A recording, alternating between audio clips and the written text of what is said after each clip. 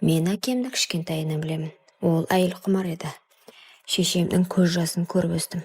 Талай түндері анамның «Сенің әкең басқа әйелдерге барады. Сенің әкең» деп жылағанын еститінмін. Нақты жасым есімде жоқ. Ол кездері мен мектеп жасында бала едім. Әкемнің көйлегіндегі бөтен еріннің далабы, бөтен әйелдің иісі бәрі көз алдымда. Сол қасіреттен анам ауру болып, мен жігіт болып өсіп қалғанда өмірден өтті. Мен ол кезде әкемді сыйлайтынмын. Ешбір жаман қылығын көрмеп едім. Бір күні досыммен кездестім. Досым маған бір түрлі күліп тұрып: «Әй, анау қызды білесің бе? Өзі сондай сұлу, бірақ кез келген жігітке бере салады. Қазақ көрсең барып көрші» деді. Оның сөзін естігенде ішімде бір түрлі от тұтанды. Еркек болған соң ондай әңгімені естігенде бей-жай қала алмайды екенсің. Мүмкіндікті жіберіп алмайын деп кездесуге келістім. Қызбен бір-екі ауыз сөз айтып танысқан соң ол ернін тістеп күлімдей бастады. Кешкісін қызды көлікке отырғыздым. Түнгі шамдардың жарығында ол одан сайын ажарланып көрінді. Үстінде қара қысқа белдемше, көйлегінің алдыңғы жағы кеудесі қымтап тұрғанмен, түймелері сәл ғана ашық тұрғандықтан әппақ дірілдеп тұрған екі анары көзге оттай басылды. Бір кезде ол маған жалт қарап: «Сен маған ұнайсың» деді күлімсіреп. Қыздың қарақаттай көздері от шашып, жүзі нұрланып кеткендей болды. Оның құшақтап алғым келді, бірақ үлгермедім. Өзі бірден жақындап, қолын менің санымнан жоғары сырғытып, шалбарыма, әуретті жеріме жүгіртіп сыйпай бастады. Демім қысылып қалды. Не істеп жатырсың?» деп күлдім. «Саған тигім келеді» деді ол еркелеген даусымен. Жүрегім дүрсілдеп, бүкіл тәнім отқа оранғандай болды. Ол менің реакциямды күткендей бір сәтке көзін тайдырып, сосын батыл қимылмен көйлегінің түймелерін ағыта бастады. Түймелерін бір-бірлеп шешкен сайын төңкерілген әппақ қосанары сыртқа шығып, менің көзімді байлап алды. Қолын анарынан сырғытып, өзі қымсынбай көрсетті. Сол сәтте бүкіл денемдегі құмарлық көтеріліп, қолымды созбай тұра алмадым. Ол еріндерімен тістелеп: «Ішейік, бір жаққа барып отырып сөйлесейік» деді. Даусы дірілдеп шыққанда қарағанда өзі де қатты қалап тұрған сияқты болды. Мен көлікті айдаладағы кафеге бұрдым. Кафеге кірген соң оның қылығы тоқтамады. Жеңіл күлкісі, еркекке еркелей қараған көзі, қолының әр қимылы мені одан сайын құмартып барады. Ол аздап ішімдік ішіп, жүзі қызарып, көзі мөлдіреп кеткенде мүлдем шыдай алмай қалдым. Әңгімеміз ұзаққа созылған жоқ. Қыздың бар болмысы құмарлық шақырып тұрды. Қасында отырған әр минут мен үшін азапқа айналды. Жүрегімде, тәнімде оны осы сәтте дәл қазір қалап тұрды. Сөйтіп кафеден шығып үйге қарай бағыт алдым. Қыз күлкісін қоймай иығыма сүйеніп, ыстық демін бетіме тигізіп келеді. Оның әр демі менің жүрегімді мұздатып, санамды өшіріп тастағандай еді. Кафеден шыққан соң қызды үйге қарай әкелдім. Үйдің іші тыныш. Әкем жұмыстан әлі келмеген. Екеумізді қойырға жер таппай құмарлық тырнап барады. Есіктен кірген бойда қыздың белінен құшақтап өзіме тартып алдым. Ол да қарсы болмады. Керісінше екі қолын мойныма орап ернімді іздеді. Ерніміз түйіскен сәтте жүрегім дүрсілдеп, бүкіл денем отқа оранды.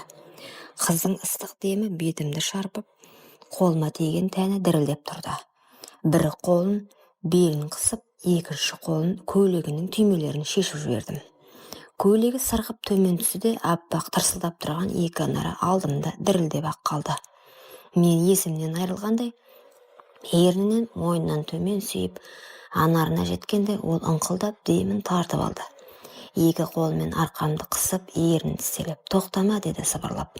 Сол сәтте мен оны көтеріп төсекке лақтырып жібердім. Қыздың күлкісі аралас даусы шығып кетті, бірақ көзі құмарлыққа толы еді. Белдемшесін іш киімін аяғынан шешпестен басынан асырып лақтырып жібердім. Оның аяқтары аққудың қанатындай ашылып, мені шақырып тұрғандай болды. Ол денесін қымтамай қайта керіліп жатып алды. Мен шалбарымды шешіп, оянып тұрған серігімді шығарып үлгерген шақ, ол қолын созып, мені өзіне тартып, ернімен қайта-қайта сүйе берді. Қыздың ыстық тәні денемнен шарпып, өзімді ұстай алмадым. «Сенің құшағыңды қалап едім» деді ол. «Мен де сені қаладым» дедім. Осы сөздерден кейін көзім ілініп кетпестей, ойым өшіп қалғандай күйде барымды салып, көзімді жұмып, ырғалып істей бастадым. Ол болса екі аяғын менің арқама қысып алып, өзіне тым жақын тартты. Қыздың аңқыла бөлмені толтырып, көрпеге оранып дірілдеп жатқанда, менің де бүкіл тәнім құмарлықтың шыңына жетті. Бір сәтке бәрі тоқтап қалғандай болды. Бірақ қыздың көзіндегі қалау әлі де өшпеген еді. Ол мені құшақтап жатып, тағы да тоқтама, өтінем деді. Мен оны қайта сүйіп тағы да бастадым. Ол менімен тоя алмайтын сияқты еді. Әр қимылында бір сәтке де қымсыну жоқ, тек құмарлық пен қалау ғана бар еді. Түн солайша ұзаққа созылды, бір-бірімізді құшақтап қайта-қайта тоғыстық. Қыз әр жолы шарқырап, өзі сұранып жатты. Мен болсам бұрын соңды мұндайды бастан кешпеген едім. Ғажайып ертегіге енгендей болдым. Сол түні менің өмірім мүлде өзгеріп кеткендей болды. Досымның айтқан рас болып шықты. Ол шынымен керемет екен. Сол түні қанша рет құшақтасқанымызды санай алмай қалдым. Қыз менен бірде-бір қымсынбады. Қайта өзі талап қылып, ернімді денемді іздеп шөлім баса алмағандай болды. Таң ата екеуміз құшақтасып ұйықтап кетіппіз. Көзімді ашсам, ол әлі қасымда жатыр. Шашы жайылып, жалаңаш денесі көрпеге әрең оранып қалған. Мойнынан сүйіп едім, жымиып, сен маған ұнайсың деді ол үйге. Осы үйде қала берейінші, сенің жаныңда, сенің серігіңді мәңгі қалап өтемін деді. Алғашында сасып қалдым. Бәрі оның көзіндегі мейірім мен қимастық, тіпті құмарлықтың өзі мені көндірді. Жүрегімді біртүрлі қалау, жіберме деген нәпсі шіркін тұрды. Қалғың келсе қал дедім.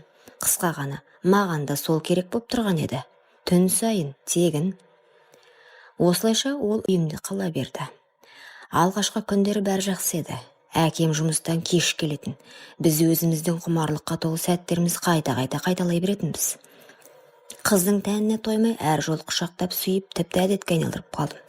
Үйдің барлық бөлмесінде қосылып жүрдік. Бір күні жұмыстан шаршап үйге келсем, күтпеген нәрсені байқадым. Әкемнің көз қарасы өзгеріп кеткен. Қызды дастарханның басында көрген сайын көзін тайдырмай қарайтын болды. Әкемнің жасынан қыз құмар екенін анам талай айтатын. Тіпті бала кезімде шешемнің көзі жасқа толып, сенің әкең деп жылап отыратын сәттер есімде. Бірақ ол кезде ештеңені түсінбейтінмін.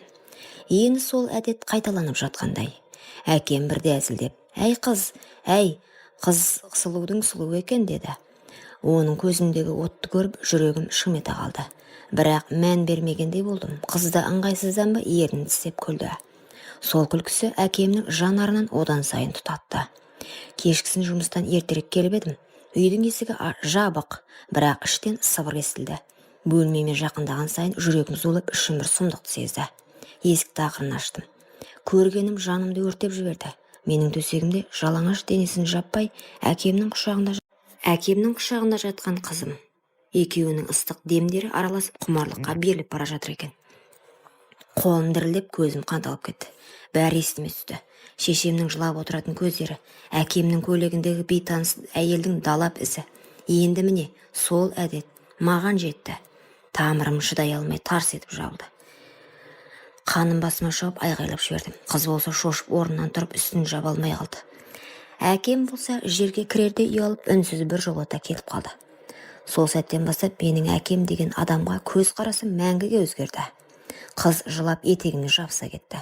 Жаным, түсінші мені, сенің әкең мені арбап алды. Мен шарасыз болдым, ол мені қорлады деп еңкілдеп қоя берді. Мен оның көз жасына біраз қарадым да басымды шайқадым. Жоқ, бұлай өтірік айтпа. Сен өз еркіңмен бардың оған. Маған да дәл солай жабысқансың. Сен талайдың астынан өткен салдақсың. Енді бәрін жасырып, кінәні әкеме артып отырсың ба? Сенбеймін деп ашығыла булықтым. Қыз жылап жалынды. Жоқ, сенсіз өмір сүре алмаймын. Мен сені сүйемін деді. Бірақ менің жүрегім тасқа айналып кеткен екен. Кет, көзіме енді көрінбе деп қолымды бір сілтеп сыртқа шығып кеттім. Сол сәтте мен әкемнің де қыздың да сатқандығын толық сезіндім. Қызды қуып шыққанымда біраз уақыт өткен. Өзімді зорға жұбатамын, бірақ жүрегімнен кетпейді. Бір күні кешкісін есігім қайта қағылды. Ашсам сол қыз. Бұрынғыдай емес, жүзі солғын, көзі жасаурап тұр. Дірілдеген даусымен, жаным, мен саған айтуға келдім, менің аяғым ауыр деді. Жүрегім атқақтап, демім ішіме тығылды. Не, қалай деп сыбырладым. Қыз еңкілдеп жіберді. Білмеймін, сенен бе әлде... Кешірші өтінем. Біз сезімге беріліп, сақтануды ұмытып кетіппіз. Енді не болады? Жер астынан су шыққандай талықсып бара жатқандай болдым. Басыма мың ой келді. Менің балам ба, әлде... Ойлаудың өзі жеркеніш деді. Қыз тіземнен құшақтап жылап жалынды. Жаным, сенсіз мен өлгеннен бірдеймін. Сен ғана менің тірегімсің деді. Мен жүрегімді ашуға да, сүйіспеншілікке де берілмей тас болып қатып қалдым. Жоқ. Маған сенің сөзіңде, көзіңде жалған. Егер балам менікі болса, енді сенің қасыңда болмаймын. Әкемнің күнәсін көтеріп жүре алмаймын дедім. Қыз болса еңкілдеп жылап, қолымды жібермей тұрды. Көз жасына қарамай, қолымды жұлып алып артқа шығып кеттім. Көңілдегі дауыс тоқтамады. Егер ол шынымен менің балам болса несе? Жоқ, қанша сұлу болса да, төсекте от болса да, мен мұндай қызды жар етіп ала алмаймын. Мен терезе алдында ұзақ отырдым. Қыздың айтқан сөзі құлағымнан кетпейді. Аяғым ауыр, сенен бе әлде білмеймін. Жаным екіге айрылғандай. Бір жағым, бұл сенің балаң, жауапкершіліктен қашпа десе, екінші жағым, жоқ, бұл сенің әкеңнің күнәсі, жиіркеніш, мұндайды кешіруге болмайды деп шыңғырады. Анамның жылаған жүзін есіме алдым. Әкемнің көйлегіндегі қызылдалап іздерін, сол үшін анам сырқаттанып ерте кеткен. Енді міне, әкемнің азғындығы маған да жетті. Түнде көз іле алмадым, тек бір ой ғана миымды қинап тұрды. Егер ол бала шынымен менікі болса ше. Ертеңінде қыз тағы келді. Ішін ұстап жылап тұр. Жаным, сенен безсем қайда барам? Бұл бала екеуміздің махаббатымыздың жемісі шығар. Сенсіз мен тірі деп жылап алдыма тізерледі. Менің жүрегім дір ете қалды. Бір сәт оны құшақтап бәрін ұмытып кеткім келді. Бірақ көз алдымда әкемнің қолы тиіп жатқан сәт елестеп жүрегім айнып кетті. Жоқ, мен саған сенбеймін. Егер ол бала менікі болса да, сенің қасыңда бола алмаймын. Әкем екеуінің араларындағы кірді ешкім жуа алмайды деп айқайлады. Қыз жерге құлап еңкілдеп жылады. Ал мені есік тарс жауып кетіп қалдым. Сол түні ішім жылап отырып ойланып жаттым. Бәлкім ол бала арасында менікі шығар. Бәлкім болашақта көшеде кездесіп қалармыз. Ол мені әке деп танып үлгермей өсіп кетер. Бірақ мен бір шешімге келдім. Менің әкемнің күнәсін арқалап өмір сүре алмайды екенмін. Ол қыз да, оның баласы да менің тағдырымнан тыс. Есімді жиғанда түсінгенім, бір сәтті құмарлықтың арты отбасында, әкелік абыройды да, аналық жүректі де өртейтін сор екен. Мен ойландым, шын махаббатпен, шын сыйластықпен жарымды таңдасам ғана бақытты боламын. Ал уақытша құмарлық ертеңгі күні өкінішпен басқа ештеңе әкелмейді екен.